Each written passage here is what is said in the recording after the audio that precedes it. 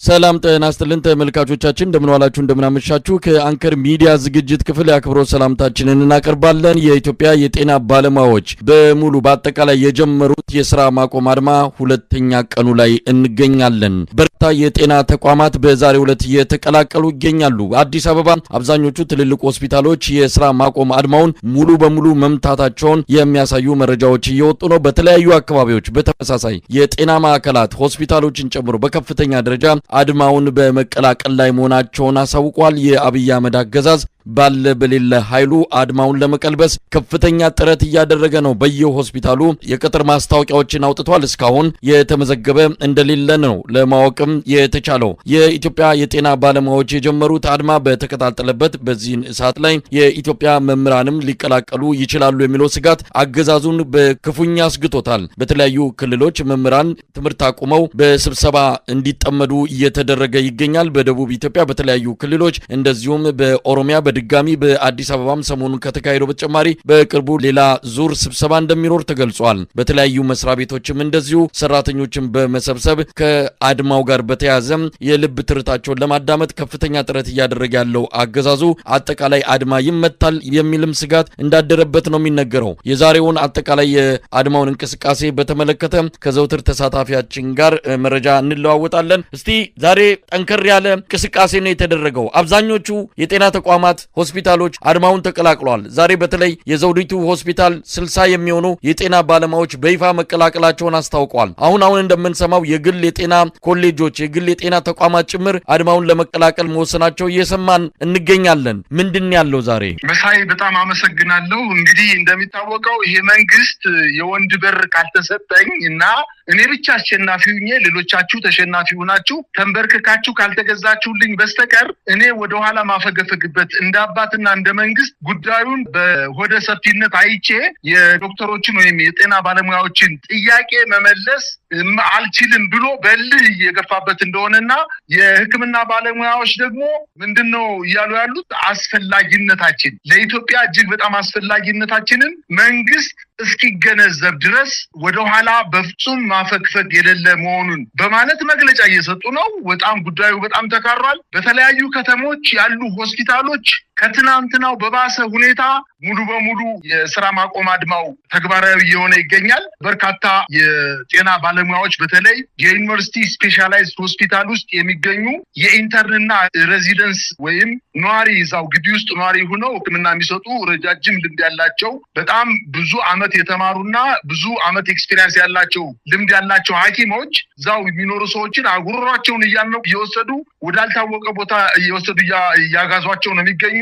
ይህን በተመለከተ በጥቁር አንበሳ ሆስፒታል ጭር በማለቱና በርካታ በሽተኞች አገልግሎቱ ፈላጊ በሽተኞች እዛው አካባቢ ላይ ሕክምናው ያልተሰጠን በመንግስት ቸልተኛ ምክንያት ነው በመንግስት ምክንያት ነው በማለት ወደ መንግስት ፊታቸውን በማዞር አድማ በማድረግ ላይ ነው የሚገኙት። ትናንትና የጀመረው ዛሬም ተጠናክሮ እንደቀጠለ ነው የሚገኘው። በአጠቃላይ በብዙ ሆስፒታሎች መሳይ በርካታ ሆስፒታሎች አድማውን ተቀላቅለው ነው የሚገኙት። በዋናነት በተለይ ወላይታ ሶዶ ሆስፒታል እንዲሁም ዘውዲቱ አለርት የካቲት 12 ጥቁር አንበሳ ወላይታ ሶዶ ሆስፒታል ዋቻሞ ሆሳና የሚገኙ ዋቻሞ ሆስፒታል አርሲ ዩኒቨርሲቲ ሆስፒታል ጎንደር ዩኒቨርሲቲ ሆስፒታል ወልዲያ ቻግኒ በአጠቃላይ አዲግራት እንዲሁና ያልተጠቀሱ በርካታ ሆስፒታሎች አድማውን ሙሉ በሙሉ የመቱ ሲሆን ህዝብም ከነሱ ጎን መሆኑን በበርካታ መገለጫዎች እየታዩ ነው ያሉት። ለምሳሌ መሳይ አለርት ሆስፒታል ልጇን ለማሳከም ሄዳ ሕክምና ሳታገኝ የተመለሰች አንዲት እናት ህፃን ልጇ ነው የታመመ ሕክምናውን ባለማግኘቷ ወደ ቤቷ ተመልሳለች። ወደ ቤቷ ከተመለሰች በኋላ ግን ለጠየቋት ሰዎች ያለችው ነገር ምንድነው? ልጄ ታክሞ መዳን ባይችልም ሕክምና በወቅቱ ማግኘት ባይችልም ያነሱት ጥያቄ ትክክል በመሆኑ መንግስት ጥያቄያቸውን ሊመልስ ይገባል፣ እኔም ከነሱ ወገን ነኝ የሚል ልጇ እንኳን ታሞባት ከሐኪሞች ጎን መሰለፏን ነው የተናገረችው። በአጠቃላይ በብዙ የድርጅቶች ሳይቀር የመንግስትን ክፋትና ተንኮል ወይም ለህኝነት በመቃወም የሚገኘው የጤና ማህበሩ በኦሮሚያ ክልል የኦሮሚያ ጤና ባለሙያዎች ማህበር፣ በአዲስ አበባ ከተማ የሚገኘው የጤና ባለሙያዎች ማህበር፣ በአማራ ክልል የሚገኘው የጤና ባለሙያዎች ማህበር ከጤና የጤና ባለሙያዎች ያደረጉትን አድማ በመደገፍ መንግስት ጥያቄያቸውን እስካልመለሰ ድረስ እኛም ከነሱ ወገን ነን በማለት መግለጫ እየሰጡ ነው የሚገኙት። መንግስት ደግሞ በዛው ልክ በልሁ እንደቀጠለበት ነው የሚገኘው። እንዲያውም በአንዳንድ ቦታ ላይ ለምሳሌ በሐዋሳ ከተማ አውጦት የነበረውን የአዲስ ቅጥር ማስታወቂያ አዲስ የቅጥር ሰዎችን ወይም የጤና ባለሙያዎችን ማግኘት ባለመቻሉ ይቅርታ ጠይቃችሁ አድማ ያደረጋችሁ ሰዎች እስከ ሰኞ ከተመለሳችሁ ልንቀበላችሁ እንችላለን በማለት ያው ማስታወቂያ መልሶ የተፋውን ምራቅ መልሶ እንደዋጠ ነው መረዳት የቻልኩትኝ። እንዲሁም ለምሳሌ ቅዱስ ጴጥሮስ ሆስፒታል 30 ሐኪሞችን አጠቃላይ ሐኪሞችን 38 ነርሶችን 8 አነስቴዚያ ወይንም የማደንዘዣ ባለሙያዎችን 96 ባለሙያዎችን ማስታወቂያ አውጥቶ እስካሁን ድረስ ግን አንድም እንዳላገኘ ነው መረዳት የቻልነው። አዳማ እንዲሁም ለሁለተኛ ጊዜ ሙሉ በሙሉ መቀሌ ለዛሬ ሁለተኛ ቀኑን ነው አድማ ማድረግ የተቻለው። ግን በበርካታ ሆስፒታሎች መንግስት ማስታወቂያ እየለጠፈ አዳዲስ የሕክምና ባለሙያዎችን ለመቅጠር እንቅስቃሴ እያደረገ ነው የሚገኘው። በዛው ልክ ደግሞ የጤና ሚኒስትሯ ዶክተር መቅደስ ዳባ የጤና ባለሙያዎች ወደ ሆስፒታል ባለመግባታቸውና ግልጽ የሆነ ይሄ አይነ ስውር ወይንም የኢትዮጵያ ሕዝብ ሙሉ ያወቀው ነገር ሆኖ እያለ ነገር ግን ምንም አይነት ክፍተት እንዳልተፈጠረ በአይተናት ሰምተናት ማናቀው በሚዲያ ወጣ ማናቃት ዶክተር በሳምንት 3 ጊዜ ወጣ በየቀኑ እየወጣች ሕክምና አገልግሎት እየተሰጠ ነው። ምንም አይነት መስተጓጎል አልተፈጠረም። ዶክተሮቹ ወይም የጤና ባለሙያዎቹ አገልግሎት እየሰጡ ነው። ግልጋሎት የምትፈልጉ በሽተኞችም ወደ ሆስፒታል ሄዳችሁ አገልግሎት ማግኘት ትችላላችሁ በማለት በጣም በሚዲያ ወጣ እየተናገረች ነው የምትገኘው። ይሄን ያለችበት ዋነኛ ምክንያት መሳይ እንግዲህ ሕክምና ሙያ እንደሚታወቀው የተለያየ አይነት ሙያ በውስጡ የያዘ ነው። አንድ ሐኪም ኦፕሬሽን የሚሰራ ሐኪም አነስቴዚያ ያስፈልገዋል፣ ነርሶች ያስፈልጉታል፣ ጀነራል ዶክተሮች ወይም አጠቃላይ ዶክተሮች ያስፈልጉታል። ስፔሻላይዝ ያደረገው ብቻ ሳይሆን የተቀናጀ ስራ የሚሰራበት ሆኖ እያለ ነገር ግን በየቦታው ጋውኑን አልብሰው በጤና ጣቢያ፣ በክሊኒክ፣ በጤና ማዕከላት የሚገኙ ምንም ዕውቀትና ሙያ የሌላቸው ተማሪዎችን ሳይቀር የግል ኮሌጅ ተማሪዎችን ሳይቀር አፍነው በመውሰድ ጋውን በማልበስና በማታለል ከዚህ ትቀጠራላችሁ፣ እዚህ ሐኪም ቤት ቋሚ ሆናችሁ ትቀጠራላችሁ፣ አንዳንዶችንም ሹመት እንሰጣቸዋለን፣ የሆስፒታል አስተዳደርጋቸዋለን በማለት ያታለሉ አስጨንቀው በመሳሪያ በማስፈራራት ሐኪም ቤት ውስጥ እንቅስቃሴ እንዲያረጉ እየሞከረ ነው። ይሄ ነገር ግን ህዝብ አውቆታል። ህዝብ ደግሞ ሙያ በሌላቸው ሰዎች ልጆቹን ወስዶ መርፌ መውጋት የማይችሉ ምርመራ ማድረግ የማይችሉ ምናልባትም የሙያ ስነ ምግባር የሌላቸው ወይም የሙያ ትምህርት የሌላቸውን ነጭ ጋዋን አልብሶ ሕክምና እየተሰጠ ነው ለማስባል እንቅስቃሴ እያደረገ ስለሆነ ቤተሰቦቻችሁን ወደ ሕክምና ማዕከላት ወስዳችሁ ልጆቻችሁን እንዳታስገድሉ፣ ቤተሰቦቻችሁን እንዳታስገድሉ ማለት ትፈልጋለሁ መሳይ። እንግዲህ የዛሬው እንደተባለውም ጠንካራ እንቅስቃሴ የተደረገበት ነው። ሁለተኛው ቀን አንድም አገዛዙ እየወሰደ ባለው እርምጃ የተቆጡ ሌሎች የሕክምና ባለሙያዎችም አድማውን መቀላቀል መጀመራቸው እየተነገረን ያለው ቀደም ሲል ከጠቀስካቸው በተጨማሪ በበርካታ ሆስፒታሎች፣ የጤና ተቋማት እንደዚሁ አድማውን ለመቀላቀል በመወሰን ከዛሬ ጀምሮ ሙሉ በሙሉ ስራ እያቆሙ መሆናቸውን ነው መረጃዎች የሚያመለክቱት። እንግዲህ በየሆስፒታሉ በየጤና ኮሌጁ ሁለት አይነት ማስታወቂያዎች ነው የሚታየው። አንደኛው ማስጠንቀቂያ ነው፣ እስከዚህ ጊዜ ድረስ በአስቸኳይ ወደ ስራ ገበታችሁ ካልተመለሳችሁ እርምጃ እንወስዳለን የሚል በአንድ ጎን፣ በሌላ ጎን ደግሞ የቅጥር ማስታወቂያ። እነዚህ ሁለት ማስታወቂያዎች ናቸው በአንድ ጊዜ ተለጥፈው የሚታዩት። ነገር ግን ለሁለቱም ምላሽ እየተሰጠ አይደለም። እውነት ለመናገር ለአንድ ሆስፒታል 30 ሐኪም 30 ስፔሻሊስት በአንድ ጊዜ ማግኘት የሚቻል አይደለም። ነገር ግን ምን ያህል አድማ እንደተመታ ምን ያህል አድማው ስኬታማ እንደሆነ የሚያረጋግጥ ነው። አዲስ አበባ ቀደም ሲል ጠቅሰዋል። ጥቁር አንበሳ፣ የካቲት 12፣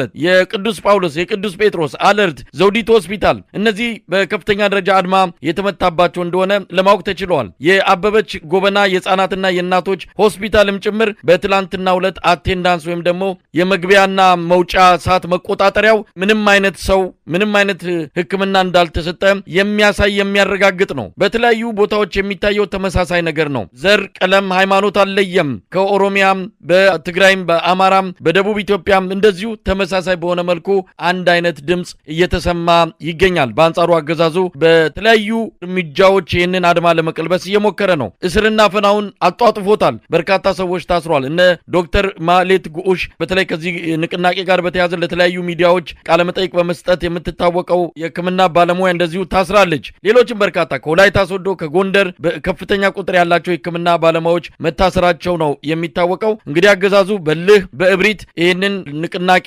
እቀለብሰዋለሁ ብሎ እየተጓዘ ይገኛል። የፖለቲካ ፓርቲዎችም መግለጫ እያወጡ ነው። ዛሬ አራቱ የፖለቲካ ፓርቲዎች በጥምረት መግለጫ አውጥተዋል። እናት ፓርቲ፣ መኢአድ እንደዚሁም ኢሃፓና ሌላንድ የፖለቲካ ድርጅት በጋራ መግለጫ አውጥተዋል።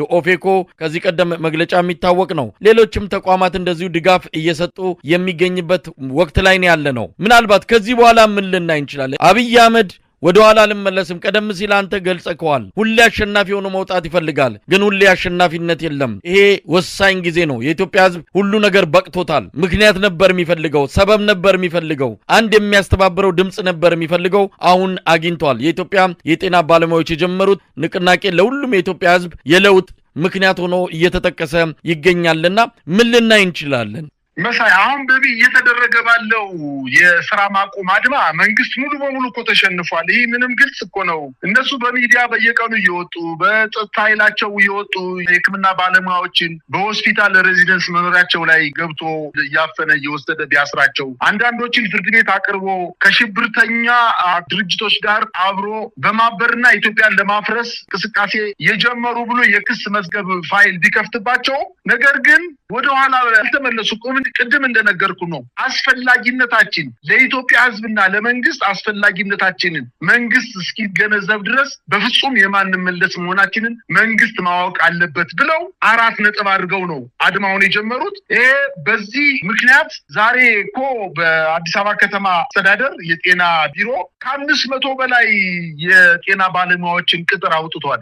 ወደ ተለያዩ ሆስፒታሎች እንዲቀጠሩ 500 የሕክምና ባለሙያ ሲጀመር የለም እኮ ስራ ፈቶ የተቀመጠ 500 የጤና ባለሙያ ሊያገኝ አይችልም። ነገር ግን ምን ያክል ስር የሰደደ አድማው ወይም የሥራ ማቆም አድማው ምን ያክል ስር የሰደደ እንደሆነ ነው ማየት የሚቻለው። ሌላው መሳይ አሁን መንግስት እሱ እያሰበ ያለው ባፈና፣ በጭቆና፣ በማሰር፣ በመግረፍ፣ በማስፈራራት ከስራ እናባራቸዋለን በማለት አድማውን ለማስቆም ፍላጎት እንዳለው እያየን ነው። ነገር ግን ከአደር ከሰዓት እየጨመረ ሲመጣ ግን እያየን ያለነው ነገር የሆስፒታሎች የሚሰጡት አገልግሎት ሙሉ በሙሉ እየተቋረጠ ብቻ ሳይሆን የግል ሆስፒታሎች ወይም የግል ጤና ሳይንስ ኮሌጆች ለምሳሌ ሳንቴ ሜዲካል ስኩል ሙሉ በሙሉ የሥራ ማቆም አድማውን ከመንግስት ተቋማት ጋር አብረው ከመንግስት ሕክምና ማዕከላት ሐኪሞች ጋር አብረው አድማውን እንደተቀላቀሉ የሚያሳዩ መረጃዎች አሁን እየመጡ ነው። እንዲሁም አሞራው ሄልዝ ሴንተር የሚባል አብሮ ከነዚህ የግል ኮሌጆች ናቸው።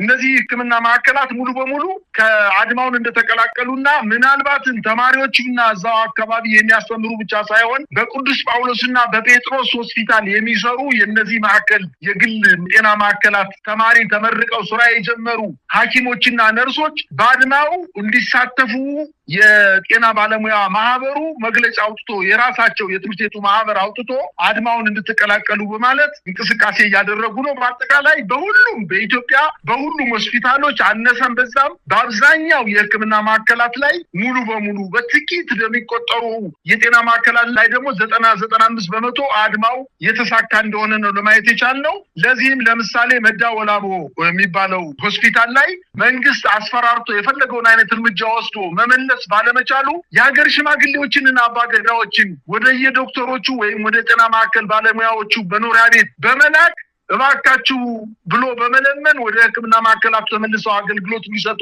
ሙከራ ያረገ ቢሆንም ያልተሳካለት መንግስት ሱሪውን ፈቷል፣ ቀበቶውን ፈቷል፣ ተሸንፏል። ነገር ግን መሸነፉን ለኢትዮጵያ ሕዝብ እንደሆነ አውቆ የዶክተሮችን የጤና ባለሙያዎችን መልስ ወይም ጥያቄ እስካልመለሰ ድረስ ነገሮች እየተካረሩ መጥተው ምናልባትም ከመንግስት ቁጥጥር ውጭ ወጥቶ ሌሎች የኢትዮጵያ ሕዝብና አጠቃላይ የሲቪክ ማህበራት ለምሳሌ የመምህራን ማህበር፣ የሹፌሮች ማህበር፣ የነጋዴዎች ማህበር፣ የገበሬዎች ማህበር፣ የተማሪዎች ማህበር፣ የዩኒቨርሲቲ ተማሪዎች ማህበር፣ የሃይስኩል ተማሪዎች ማህበር አጠቃላይ የሲቪክ ኦርጋናይዜሽን የሚባሉት የሲቪክ ማህበራት አደረጃጀቶች ከነዚህ ህክምና ማዕከላት ጋር ተቀላቅለው የዚህን መንግስት እድሜ ለማሳጠር በአጭር ጊዜ ውስጥ እንደሚመጡ መንግስት ታውቋል። ግን የሚያረጋው ጠፍቶታል። አሁን ይህ መንግስት በአእምሮው ላይ በትክክል እያዘዘ ነው ማለት አይቻልም። ምክንያቱም እያደረገ ያለው ነገር ከመንግስት የሚጠበቅ አይደለም፣ በፍጹም አይደለም። ከመንግስት አይደለም ከአንድ ቤተሰብ አስተዳዳሪ እንኳን ልጁ ያጠፋበት ወይም ልጁ የተሳሳተበት አባት እንኳን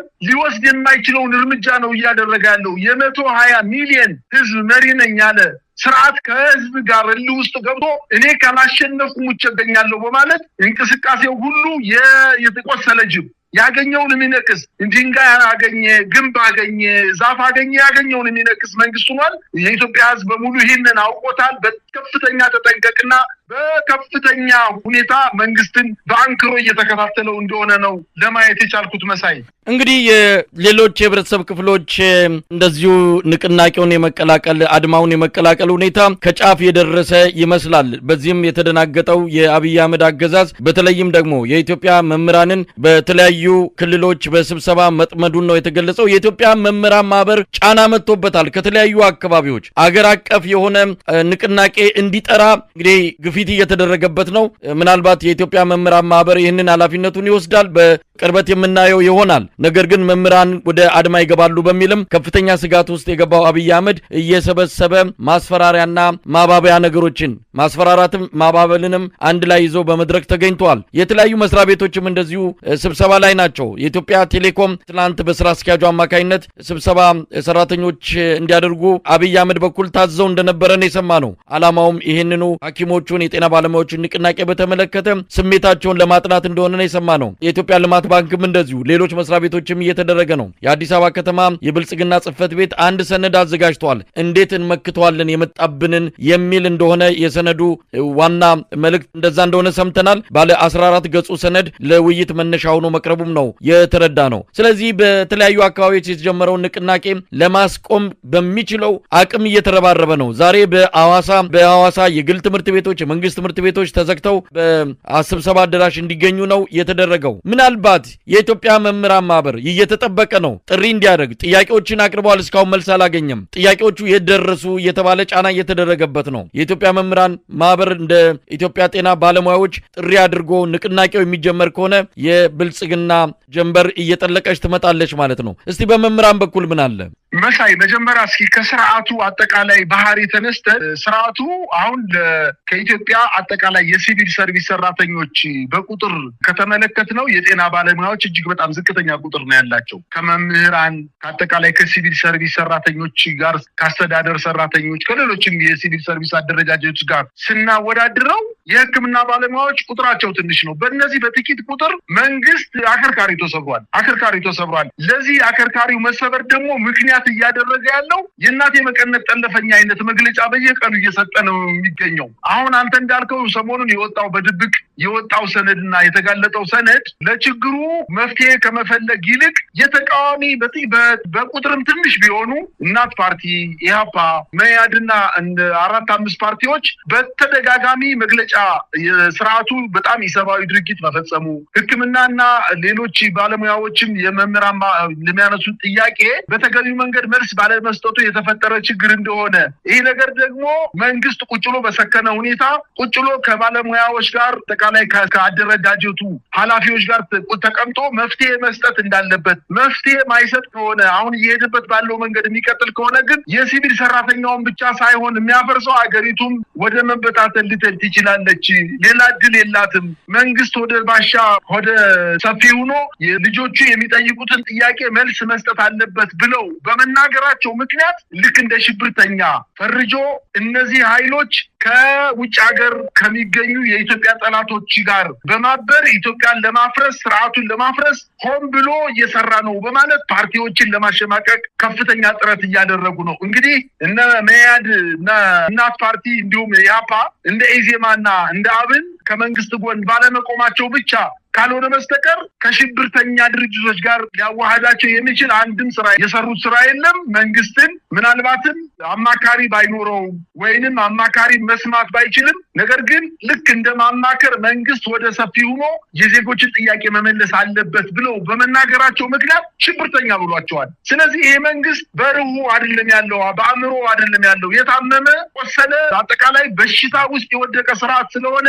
የሚያረጋውንም ይሁን የሚናገረውን አጠቃላይ የሚያቀደውን አጠቃላይ በኢትዮጵያ ህዝብና ሀገር ላይ ከፍተኛ አደጋ የሚያመጣ በመሆኑ አሁን አንተ የጠቀስካቸው በተለይ መምህራንን ስራ አስፈትቶ በሸገር ከተማ አስተዳደር ለሶስተኛ ቀን ነው ትናንትና ስብሰባ የተደረገው። በእነዚህ በ7 እና በ8 ከተሞች ላይ ትልልቅ ከተሞች ላይ ለ3 ተከታታይ ቀናት ትምህርት ተቋርጦ መምህራንን ሰብስቦ መግባባት ሳይደረስ ነው ተበትኖ የሄደው። እንዲያውም ከመጀመሪያው ቀን ሁለተኛው ከሁለተኛው ቀን ሶስተኛው ቀን እጅግ በጣም የጠነከረ ክርክር የተደረገበትና መንግስት ራሱ የተሸነፈበት ነው። መምህራን ከአደራደር ጥያቄዎቻቸውን አጠንክረው እየጠየቁ እንደሆነና መደፋፈርን እንደመጣ መምህራን የመጀመሪያው ቀን ዝም ብለው ወጡ። ሁለተኛው ቀን ላይ ተመሳሳይ ጥያቄዎችን ጠንካራ ጥያቄዎችን አቀረቡ። ሶስተኛው ቀን ላይ ደግሞ የመጋፈጥ ያክል ጥያቄዎችን ለመንግስት አንስተው መንግስትን ሲያስጨንቁት ነው የዋሉ። እኛ ከሕክምና ባለሙያዎች ያልተናነሰ ሲሆን የበለጠ ችግር ነው ያለብንና መንግስት የነሱን ጥያቄ የሐኪሞችን ጥያቄ የጤና ባለሙያዎችን ጥያቄ መልስ እስካልሰጠ ድረስ እኛም ነገ ጠዋት ወጣን ከነሱ ጋር ቁመን ጥያቄዎቻችን በመንግስት ላይ እንደምናቀርብ መንግስት ሊያውቀው ይገባል በማለት እንዲያውም አንዳንድ አዳራሾች ላይ ያለ ስምምነት አዳራሾቹ ያለ ሰዓቱ ተጠናቆ ተበትኖ ማህበረሰቡ የትምህርት ማህበረሰቡ ወደ የቤቱ እንደሄደ ነው የደረሰኝ መረጃ የሚያመላክተው። በእርግጥ የመዘግየት ሁኔታ አለ። መምህራኖቹ የመምህራን ማህበሩን የመጠበቅ ሁኔታ አለ። ነገር ግን የመምህራን ማህበር የሚባል ነገር የለም፣ ተጠልፏል። ስርዓቱ ዛሬ ሳይሆን በዚህ ስርዓት ሳይሆን በነበረው ከዚህ በፊት በነበረው የኢህአዴግ ስርዓት መምህራን ማህበር ለመንግስት ያጎበደደ መንግስት አድርግ የሚለውን ብቻ የሚያደርግ ማህበር በመሆኑ ራሳቸው መምህራን በቀበሌ ሊሆን ይችላል፣ በወረዳ፣ በዞን፣ በክፍለ ከተማ፣ በክልል ተደራጅተው ራሳቸውን መከላከልና ከዚህ ተናካሽ ከሆነ ስርዓት ራሳቸውን ማዳን እንዳለባቸው ነው ማሳሰብ የምፈልገው። ግን እኔ ከማሳሰቢያ ከመስጠት በፊት በአንዳንድ ቦታዎች ላይ ምልክት እየታዩ ነው። በደቡብ ክልል መምህራን ከመነሳታቸው በፊት ተማሪዎች ተነስተዋል። ተማሪዎች ስለ ትምህርት አይደለም ጥያቄ ያቀረቡት። መምህራኖቻችን እየራባቸው እኛን ማስተማር አይችሉም።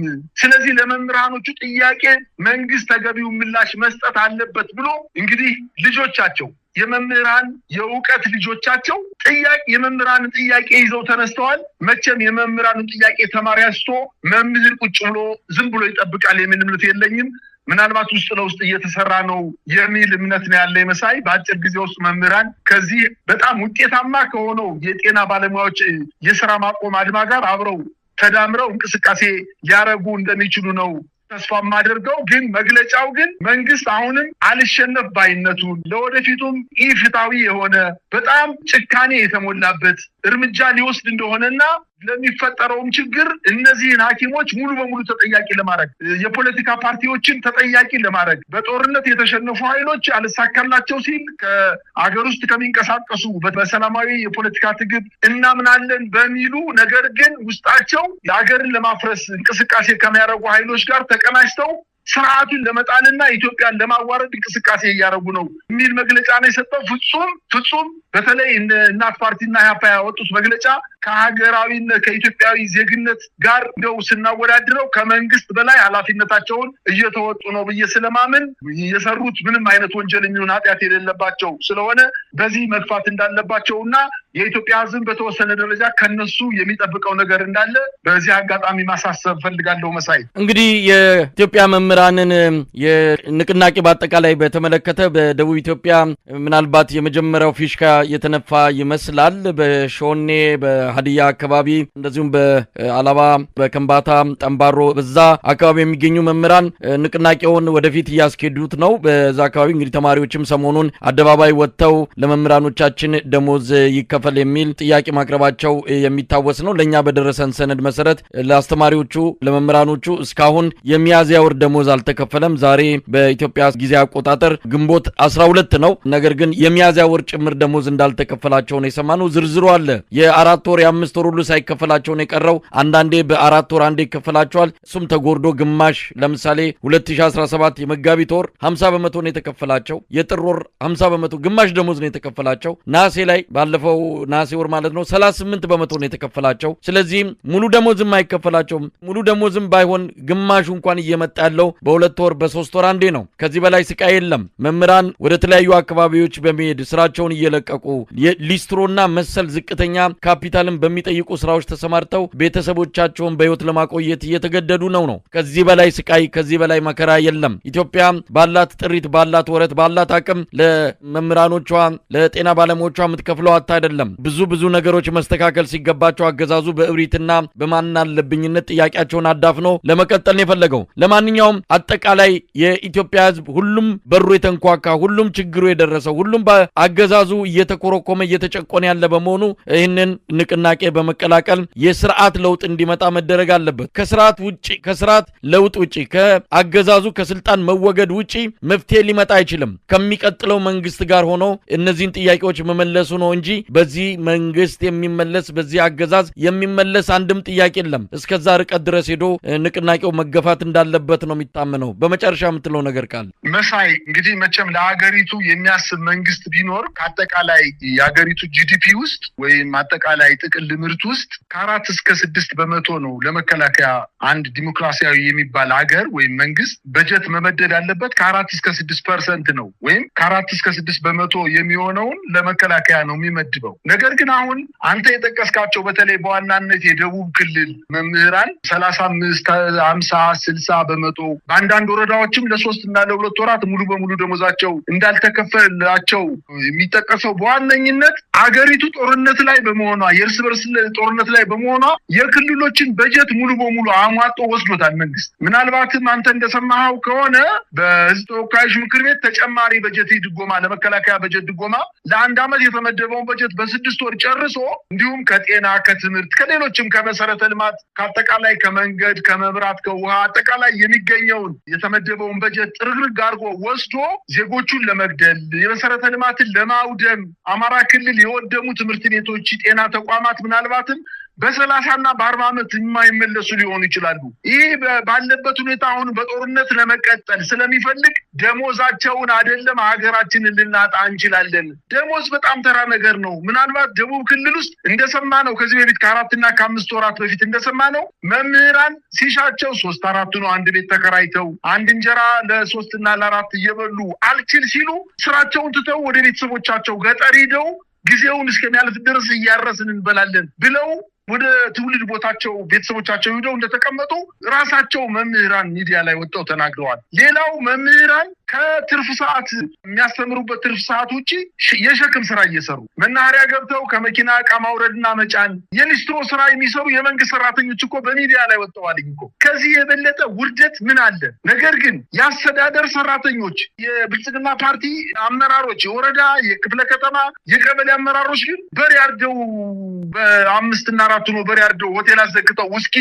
ነጮማ እየቆረጡ ውስኪ እየጠጡ ቤታቸውን መኪናቸውን ሁሉ ነገር ተሟልቶላቸው እየኖሩ ግን ለኢትዮጵያ ልክ እነዚህኛዎቹ በጣም እንደሚያስቡ እነዛኞቹ ደግሞ ምንም እንደማያስፈልጉ እየተቆጠሩ ተንቀው ተደፍረው ማንነታቸው ተዋርዶ በግምገማ ከተማሪዎች ፊት እየተተደቡና እየተገመገሙ አስተዳደሩ ሳይማር የተማሩትን እየፈተነ አንተ ወድቀሃል አንድ ደረጃ ዝቅ ትላለህ አንተ 11ኛ ክፍል ማስተማሪያ ይገባሃል 8ኛ ፈታኞቹ ራሱ ያልተማሩ ሰዎች ሆነው ያለ በበርካታ የሀገሪቱ አካባቢዎች ላይ የብቃት ማረጋገጫ በማለት አስተዳደር ዕውቀት አልባው አስተዳደር ጥያቄ አውጥቶ የሚፈልጉትን ሰው ወደ ላይ ያወጡ የማይፈልጉትን ያባረሩ የማይፈልጉትን እያንሳፈፉ ደሞዝ እየከለከሉ ስለሚገኙ በዚህ ወቅት ከዚህ በላይ በመምህራን ላይ የሚደርስ ውርደት የታለና ስለዚህ ፊልድ ማርሻል ምርኮኛው ፊልድ ማርሻል ብርሃኑ ጁላ እንደተናገረው ገጥመን የለም እንደ ብሏል እኮ ከአማራ ህዝብ ጋር ድሮን ሲቪሎችን ሲመታ መሳሪያ ለመልጠል ነው እንደ ገጥመን የለም እንደ ብሎ እንደተናገረው አሁን ገጥሟል መንግስት ቁጭ ብሎ እየሸና ነው በዚህ ሰዓት ስለዚህ ገጥሟል በግጥሚያው ከወገኖቻቸው እውነትን ይዘው ከተነሱ ከህክምና ባለሙያዎች ጋር አብረው እስካልታገሉ ድረስ ዳፋው በእነሱ ላይ እንደሚመጣ አምነው ይህንን አድማ ተቀላቅለው የዚህን ስርዓት እድሜ ማሳጠር ካልቻሉ ደሞዝ አይደለም አገርም ቤትም ወገንም ዘርም እንደማይኖራቸው ማወቅ እንዳለባቸውና ይሄንንም እንደማይፈልጉት ስለማውቅ ወደ ትግሉ ባጭር ጊዜ ውስጥ እንደሚቀላቀሉ ነው ተስፋ ማደርገው። መሳይ በጣም ነው ማመሰግነው። ሁኔታዎችን እንከታተላለን። በየሰዓቱ የሚቀያየሩ መረጃዎች ናቸው የመጡ ያሉት። በየሰዓቱ አዳዲስ ሆስፒታሎች አዳዲስ የሕክምና ተቋማት እየተቀላቀሉ እንዳለ የተረዳን ነው የምንገኘው። እንግዲህ ከዚህ ቀጥሎ ምን እናያለን ምን ሊመጣ ይችላል? ያው አጠቃላይ የህዝቡ ንቅናቄ ሲፈጠር አገዛዙ ምናልባትም አሁን ከዚህ በኋላም ጥንቃቄ ማድረግ የሚያስፈልገው የተወሰኑ ጥገናዊ ለውጦች የተወሰኑ በቃል በተግባር የማይቀየር በቃል በስብሰባ አዳራሾች ላይ አጨብጭባውን እያደረጉትም ስለሆነ ነው። አንዳንድ ሰዎችን እጃቸውን ጠምዝዘው ለምሳሌ ኢትዮጵያ የጤና ባለሙያዎች ማህበርንም በቅርቡ የታሰረውን ፕሬዝዳንቱን ጨምሮ በተለየ ሁኔታ ይህን ጥያቄ ለማርገብ ሊቻል ለአገዛዙ በሚጠቅም መልኩ ነገሮች እንዲፈቱና እንዲጠናቀቁ መደረጉ አይቀርም። ብልጣብልጥ የሆነ በኃይልና በጉልበት ብቻ ሳይሆን በባዶ ተስፋ አመጹ እንዲበርድ ለማድረግ ንቅናቄው እንዲቆም ለማድረግ መሞከሩ አይቀሩም። ጥንቃቄ ያስፈልገዋል። ቀደም ሲል እንዳልነው ከስርዓት ውጪ ከስርዓት ለውጥ ውጪ ወይም ደግሞ ይሄ አገዛዝ ከስልጣን ከመወገድ ያነሰ ለውጥ ትርጉም የለውም። ያንን ለውጥ እስካልመጣ ድረስ ነገም ለክሶ መምጣቱ አይቀርም። ከዚህ ከፋው ነገር ነገ ከነገ ወዲያ ይጠብቀናልና ማንኛውንም ነገር በጥንቃቄና በቆራጥነት የኢትዮጵያ ጤና ባለሙያዎች ይህንን ያሳዩን። ቆራጥነት፣ ለዓላማ መጽናት፣ ለአምባገነን ስርዓት ቁንጥጫ እጅ አለመስጠት ይሄ ትልቅ ነገር ነው። ይህንን ለአራያ አድርገው ሌሎችም ለውጡን ንቅናቄውን እንደሚቀላቀሉ ተስፋ ይደረጋል። በጣም አመሰግናለሁ። እኔም አመሰግናለሁ መሳይ። እንደው በመጨረሻ መንግስት በእነዚህ በሕክምና ባለሙያዎች ዘንድ ክብራቸውን ደፍሮ ወደ አይበለውና አሸንፎ የሕክምና ባለሙያዎች ወደ ሕክምና ማዕከላት ገብተው ሕክምና ለመስጠት ያሰበበትን ሁኔታ ሳስበው በጣም ነው የሚገርመኝ። አንደኛ ሕክምና ሙያ እንጨት እንደመፍለጥ ወይም እርሻ እንደማረስ ወይም ዳቦ እንደመጋገር አይደለም። አንደኛ አእምሯቸው በጣም ንጹህ መሆን አለበት። የታመመን ሰው ለማዳን መጀመሪያ እነሱ ጤነኛ መሆን መቻል አለባቸው፣ ንጹህ መሆን አለባቸው። የአእምሮ ችግር የሌለባቸው፣ የቤተሰብ ሁኔታ የማያሳስባቸው፣ አካባቢው ምንም ለጤና የማያጋልጥ መሆን መቻል አለባቸው። ይህን ጥያቄ ነው የጠየቁት። ይህ ጥያቄ እንደው መንግስት አሸናፊው ነው እንኳን ሐኪሞች ወደ ሕክምና ማዕከላቱ በመንግስት አሸናፊነት ቢገቡ መንግስት እነዚህ ሰዎች በአግባቡ ሕክምና ይሰጣሉ ብሎ አስቦ ነው ማለት ነው። እንደው አይበለውና ወደ ሕክምና ማዕከል አስገብቶ በወንበራቸው አስቀምጦ የታመሙትን አሰልፎ እያስገባ መርምር፣ ኦፕሬሽን አድርግ፣ መርፌ ውጋ፣ ቁስላቸውን ጥረግ ብሎ ቢላቸው እንዴት አድርገው ነው የሚሰሩት? አንድ የተሸነፈ በልህ ውስጥ የነበረ ጥያቄ ያልተመለሰልኝም ብሎ የሚያምን የአእምሮ ሁኔታቸው የተዛባ ሐኪሞች እንዴት ሆኖ ነው ሕክምናውን በአግባቡ ሊሰጡ የሚችሉትና ጥያቄው እስካልተመለሰ ድረስ እንደው መንግስት አሸንፎ እንኳን ሕክምና ማዕከሉ ቢከፈትና ዶክተሮች ቢገቡ እንኳን በኢትዮጵያ ሕዝብ ዘንድ ከፍተኛ አደጋ የሕክምና አደጋ ሊከሰት ስለሚችል ይህን አስቦ በአቋማቸው ጸንተው እስከ መጨረሻው መታገል አለባቸው። የኢትዮጵያ ሕዝብ ከጎናቸው እንደሆነ ጨምሬ ማሳሰብ ፈልጋለሁ። መሳይ አመሰግናለሁ።